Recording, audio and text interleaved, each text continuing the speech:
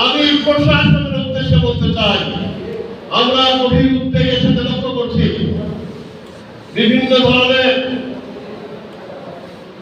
কর্মকাণ্ড সাথে যুক্ত হয়েছে কেউ কেউ।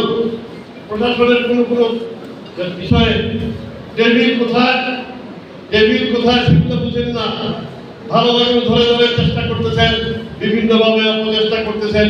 আর অন্যান্য কথা শুনি, আমাদের দল বাংলাদেশ জাতীয়তাবাদী দল বিএনপির পক্ষ থেকে সুস্পষ্ট ঘোষণা, আমরা ধৈর্য ধরবো, দলকে বাদ ভেঙে গেলে জনগণের পক্ষে যে কোনো কিছু করতে আমরা পিছপা হব না।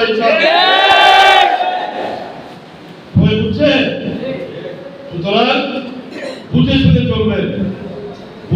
চলবেন। আমরা চুরি করে রাস্তায় আসি নাই, সংগ্রাম আন্দোলনের মাধ্যমে বাংলাদেশ জাতীয়তাবাদী দল আজকের এই পর্যায়ে পৌঁছেছে। আমরা দুঃসাহস